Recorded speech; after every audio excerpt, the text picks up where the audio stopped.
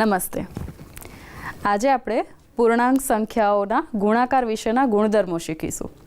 અગાઉના અંકમાં તમે પૂર્ણાંક સંખ્યાઓના ગુણાકાર શીખી ગયા છો, તો આજે આપણે પહેલો ગુણધર્મ જોઈએ। પહેલો ગુણધર્મ છે ગુણાકાર વિશે સંવૃત્તતા। અગાઉ તમે પૂર્ણ સંખ્યાઓમાં ગુણાકારની સંવૃત્તતા જોઈ ગયા છો, જેમાં કોઈ પણ બે સંખ્યાઓનો ગુણાકાર, અહીં આપણે પૂર્ણાંક સંખ્યાઓ છે એટલે કોઈ પણ બે પૂર્ણાંક સંખ્યાઓ લઈ, દાખલા તરીકે ઋણ 3 ગુણ્યા 2। હવે આ બે પૂર્ણાંક સંખ્યાઓનો ગુણાકાર કરીએ તો સૌથી પહેલાં આપણે ગુણાકાર પૂર્ણ સંખ્યાની જેમ જ કરીશું, એટલે કે 3 ગુણ્યા 2 બરાબર 6। અને આપણે જાણીએ છીએ કે ઋણ પૂર્ણાંક અને ધન પૂર્ણાંકનો ગુણાકાર કરીશું તો આપણને જવાબમાં ઋણ પૂર્ણાંક મળશે, એટલે 6 જે છે એ થશે ઋણ 6।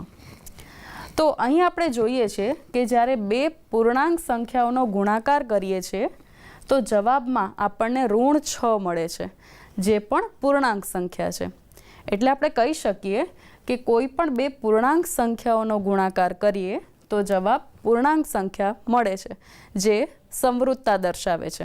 એટલે આપણે વ્યાપક રીતે કહી શકીએ કે કોઈ પણ બે સંખ્યાઓ a અને b માટે a અને b નો ગુણાકાર એ હંમેશા આપણને પૂર્ણાંક સંખ્યા જ મળે છે। તેથી પૂર્ણાંક સંખ્યાઓ ગુણાકાર માટે સંવૃત્ત છે।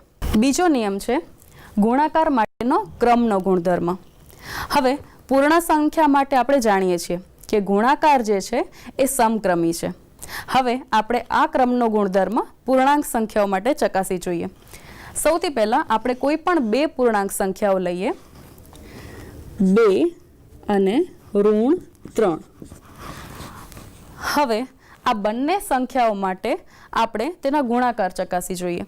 સૌથી પહેલાં આપણે 2 અને ઋણ 3 નો ગુણાકાર જોઈએ, એટલે 2 ગુણ્યા ઋણ 3 બરાબર પૂર્ણ સંખ્યાની જેમ જ 2 ગુણ્યા 3 બરાબર 6। અને ધન પૂર્ણાંક અને ઋણ પૂર્ણાંકનો ગુણાકાર આપણે જાણીએ છીએ કે ઋણ સંખ્યા મળે, એટલે કે ઋણ પૂર્ણાંક। તો 2 ગુણ્યા ઋણ 3 બરાબર ઋણ 6 મળે છે। હવે આપણે ક્રમનો ગુણધર્મ શીખવાના છે, તો હવે આપણે શું કરીશું, ઋણ 3 અને 2 નો ગુણાકાર કરી જોઈએ। તો અહીં આપણે જોઈએ ઋણ 3 આપણે પહેલાં લઈએ છીએ અને 2 પછી લઈએ, એટલે ઋણ 3 ગુણ્યા 2। હવે અહીંયા પણ ગુણાકાર પૂર્ણ સંખ્યાની જેમ જ, એટલે કે 3 ગુણ્યા 2 બરાબર 6। ઋણ પૂર્ણાંક અને ધન પૂર્ણાંકનો ગુણાકાર આપણને જવાબ ઋણ પૂર્ણાંક મળે, એટલે કે ઋણ 6। હવે આપણે બંને ઉદાહરણ જોઈ શકીએ છીએ કે પૂર્ણાંક સંખ્યાઓનો ક્રમ બદલતા પણ જવાબ એનો એ જ રહે છે। અહીંયા આપણે પૂર્ણાંક સંખ્યાઓનો ક્રમ જે છે એ બદલી દીધો છે, પણ જવાબ એ જ મળે છે। તેથી આપણે કહી શકીએ કે પૂર્ણાંક સંખ્યાઓ પણ ગુણાકાર માટે સમક્રમી છે। તો કોઈ પણ બે પૂર્ણાંકો લઈએ, a અને b, કોઈ પણ બે પૂર્ણાંકો a અને b માટે આપણે કહી શકીએ કે a ગુણ્યા b અથવા આપણે b ગુણ્યા a કરીએ, આપણને જવાબ હંમેશા કેવો મળે છે, સમાન મળે છે। એટલે કે a ગુણ્યા b કરીએ કે b ગુણ્યા a કરીએ, બંને હંમેશા સમાન છે। એટલે કે પૂર્ણાંક સંખ્યાઓ ગુણાકાર માટે સમક્રમી છે।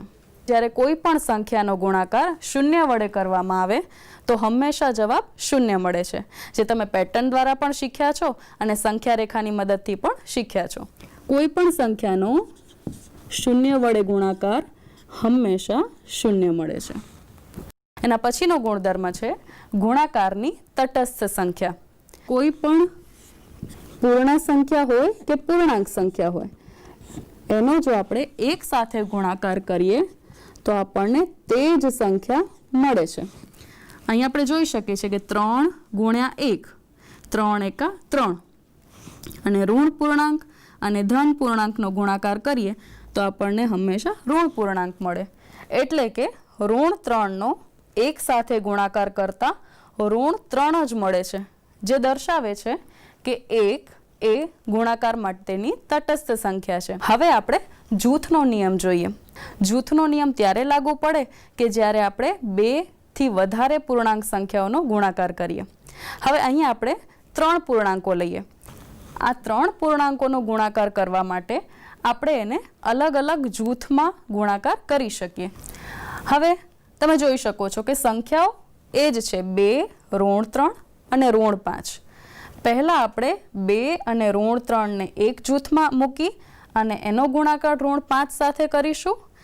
જ્યારે બીજા જૂથમાં 2ને અલગ રાખી ઋણ 3 અને ઋણ 5ને એક જૂથમાં મૂકીને ગુણાકાર કરીશું. તો 2 અને ઋણ 3 કૌંસમાં છે. 2 ગુણ્યા 3 એટલે 6. ધન પૂર્ણાંક અને ઋણ પૂર્ણાંકનો ગુણાકાર શું મળે? સરસ, ઋણ પૂર્ણાંક એટલે થશે ઋણ 6. આ બંનેનો ગુણાકાર આપણને મળે છે ઋણ 6 ગુણ્યા ઋણ 5. હવે આ બંને સંખ્યાઓનો ગુણાકાર કરીશું પૂર્ણ સંખ્યાની જેમ જ.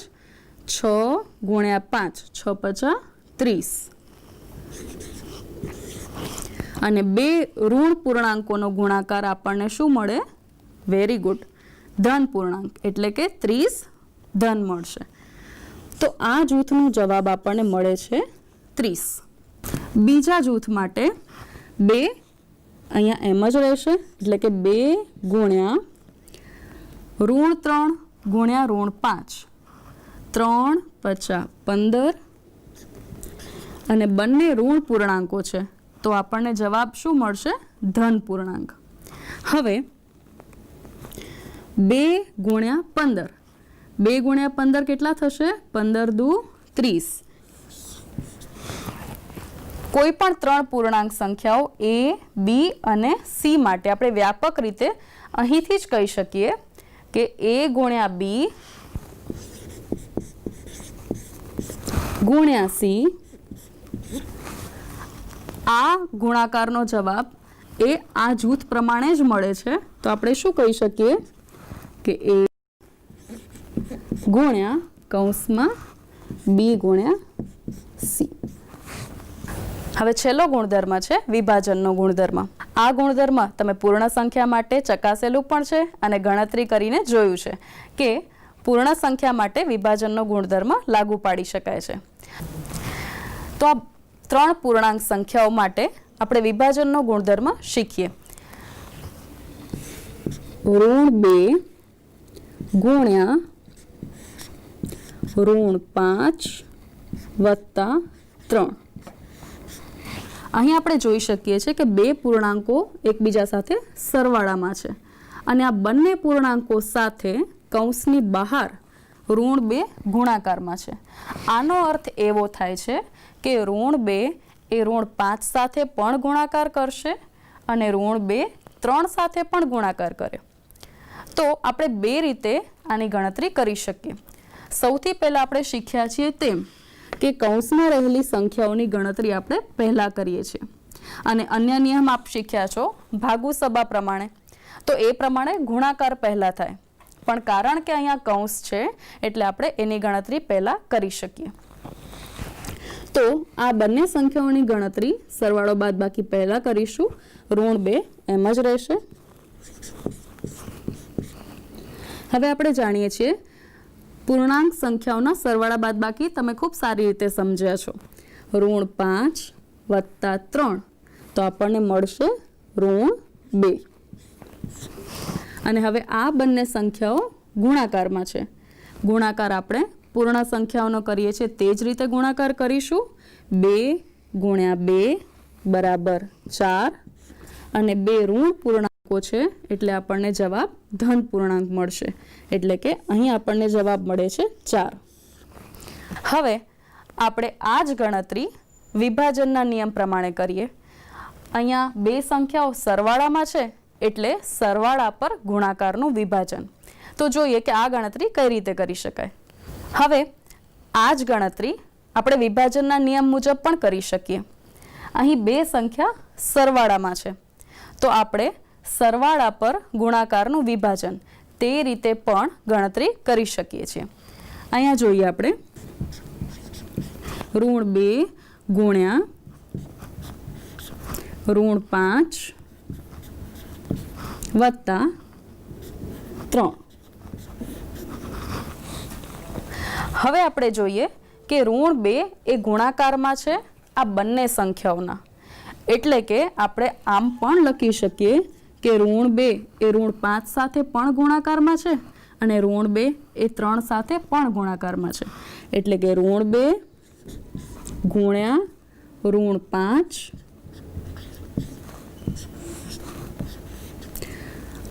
વચ્ચે સરવાળાની નિશાની છે, એટલે કે વત્તા -2 ગુણ્યા 3. હવે આપણે આ ગણતરી આગળ જોઈએ. -2 અને -5 નો ગુણાકાર 2 પંચા 10, બંને ઋણ પૂર્ણાંકો છે એટલે જવાબ ધન પૂર્ણાંક મળશે, વત્તા અહીં પણ ગુણાકાર છે, એક ઋણ પૂર્ણાંક છે અને એક ધન પૂર્ણાંક છે. 2 તેરી 6 અને અહીં આપણે ઋણ અને ધન પૂર્ણાંકોનો ગુણાકાર એટલે જવાબ આપણને મળે ઋણ પૂર્ણાંક, એટલે કે -6. ફરીથી આપણે પૂર્ણાંકોના સરવાળા બાદબાકી શીખ્યા છીએ તેમ અહીં 2 વત્તા અને ઓછા એ સંજ્ઞાઓ જ્યારે ભેગી થશે ત્યારે આપણે સૌથી પહેલાં શું લખીશું? -6 અને 10 ઓછા 6 બરાબર કેટલા થશે? 4. તો આપણે જોયું કે બંને રીતે ગણતરી કરવાથી જવાબ 4 મળે છે. તો આને આપણે કહીશું સરવાળા પર ગુણાકારનું વિભાજન. આ રીતે ગણતરી કરવાથી પણ આપણને સરખો જવાબ મળે છે. તો આપણે કહી શકીએ કે પૂર્ણાંક સંખ્યાઓ માટે ગુણાકારનું સરવાળા પર વિભાજન કરી શકાય છે અને દરેક વખતે આપણને જવાબ સરખો મળે છે. તો સરવાળા પર ગુણાકારના વિભાજનને આપણે વ્યાપક રીતે લખતા શીખીએ. અહીં કોઈ પણ 3 પૂર્ણાંકો માટે અને આપણે પૂર્ણાંકો માટે સંજ્ઞા A, B અને C રાખીએ છીએ. તો કોઈ પણ 3 પૂર્ણાંક સંખ્યાઓ A, B અને C માટે તો અહીં આપણે જોઈએ કે A ગુણ્યા B વત્તા C માટે આપણે કહી શકીએ કે A ગુણ્યા B વત્તા A ગુણ્યા C, A ગુણ્યા B વત્તા A ગુણ્યા C.